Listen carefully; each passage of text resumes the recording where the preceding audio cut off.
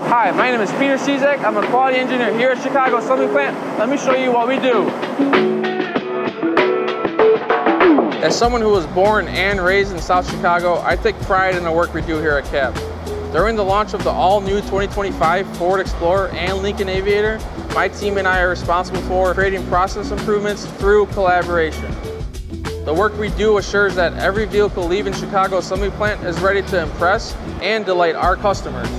To help enhance some of our quality checkpoints, our operators are working hand in hand with vision detection systems. Let's take a look at a few of them. One of these tools is MAVES, which stands for Mobile AI Vision System. MAVES is a homegrown Ford system that integrates the cameras on out-of-the-box mobile devices with the plant's manufacturing systems to detect errors and defects in station in real time, catching them before they move through the assembly process.